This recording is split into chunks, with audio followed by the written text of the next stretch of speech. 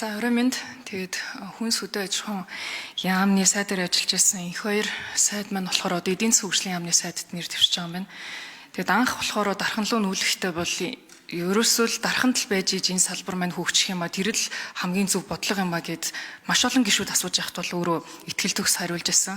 Тэгтэл одоо шинэ сайд нь бол энийг Улаанбаатар руу буцаад нүүлгэнэ гэж байгаа. Тэгэд ингэж юм тоглоомтойгоор бас засаг өрж болж байгаа юм уу гэдгийг нэгт асуумаар байгаа. Тэгээд өмнөх олон гишүүд ч бас энийг асууж байна. Тэгээд J2 сайдын намтраас бас харахад та ингээд нефт онцгой албан татврын гайлын газрын дарга, Улаанбаатар хотын гайлын газар, гайлын ерөнхий газар, улсын мэргэжлийн хяналтын газар гэд ер нь манай Монгол улсад ажиллаж байгаа одоо бизнес эрхлэгч нарт хамгийн их хүнд суртал гаргадаг, авилал хээл ахуулаараа алдартай газруудад ажиллаж исэн ийм туршлагатай хүн юм байна. Тэгээд таны хувьд энэ байгууллагуудын үйл ажиллагааг ер нь юу гэж хардаг вэ? Өөрийнхөө ажиллаж исэн жилүүдийн туршлагаас харахад энэ байгууллагуудын үйл ажиллагааг нь ер нь яаж сайжруулж ийж эдийн засагт үзүүлж байгаа бизнес эрхлэгч нарыг хохироогоод хаагаад боогоод байгаа энэ байдлыг өөрчлөх вэ гэж та харж байна.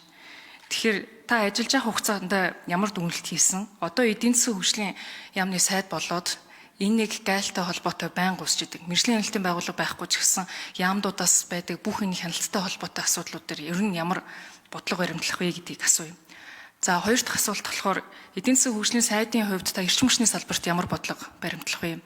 Нэг худалдаа авагчийн завгаргийн төрөөс хэд хамааралтай энэ завгараар та явуулахыг дэмжих үү? 24-өөс 28 онд бол эрчим хүчний либералчлал хийн гэж нэрлээд нэг лозунг болгож хайсан байгаа. Эрчим хүчний зах зээлийг чөлөөлөөд өрсөлдөөнд зах зээл оруулна гэсэн өнөөдрийн байдлаар тэр бол огт хэрэгжихгүй байгаамаа. Тэгэхээр таны хувь хүний бодлого ямар байдгүй? Дээрээс нь хувь хүний хувьд та эрчим хүчний салбарт улсын төсвийн хэдэн хувь ногдох хэрэгтэй гэж хардаг вэ? За сүүлийн асуулт. Монгол улсын бүтээмжийн тухай асуулт. Та боддоор одоо хөдөлмөрөөр баталгаажаагүй мөнгөний нийлүүлэлтээс болж инфляц өөрөө өдөөгдөд байгаа. Он гараад инфляц улам нэмэгдэнэ. Өнөөдрийн статистикийн хорооноос гаргаж байгаа инфляцийн төвшинг та бодит гэж бодож байна уу? Монгол улс ер нь инфляцаа бодитоор тооцож чадж байна уу? Та энэ дээр ямар бодлоготой вэ?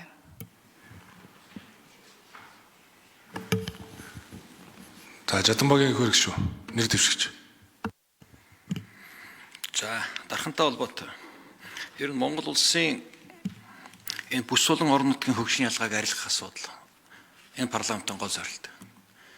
Хүн амын дийлэнхийн нэг бага хэмжээний газар төвлөр суугаад байгаа байдал улс орны аюулгүй байдал ер нь хөгжлийн бодлогод маш сөрөг юм нөлөөллөг үзүүлж байгаа. Хөдөө хөгжүүлж ээж, хөдөөд хүн ажиллах, амьдрах, орлоготой байх орчныг бүрдүүлж ээж, улс орны хөгжлийн бодлого хангагдана гэж үздэг хүн. Энэ учраас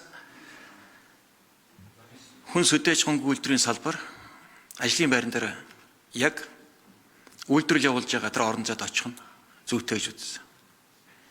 Эний үр дүнч гарч байгаа.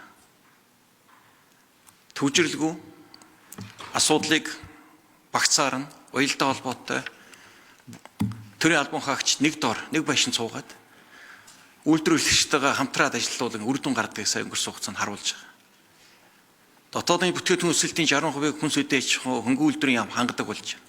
48 мянган ажлын байр ишнэр бий болголоо. Бодлогын хэд хэдэн томоохон арга хэмжээ хөтөлбөрүүдийг амжилттай хэрэгжүүллээ. Эерэг үр дүнгууд гарч байгаа. Хөдөөгийн хөгжлөө бид нар хангаж яж бүс нутгийн хөгжлийн тэнцвэртэй байдлыг хангах бидний зорилт. Энд чухал байх болов уу гэж бодож тэр санаачлалыг гаргаж та бүгд улсын хурлд дэмжиж тогтоол гаргаж энэ салбарыг дархан улаан шилжүүлсэн. Эндээ би гаргасан шийдвэртээ зөв гэдэгт одоо ч илтгэл төгсөн байгаа. Цаашдаа ч ийм байх ёстой. Хөдөөгийн хөгжлийг хангах бүс нутгийн хөгжлийн ялгааг арилгах нь Монгол улсын гол зорилго. Энийг хийхэд төрийн захиргааны байгууллагуудыг шилжүүлэх, нүүлгэх, ихтэй сургуулиудыг энэ төвлөрлөөс гаргах зайлшгүй хэрэгтэй.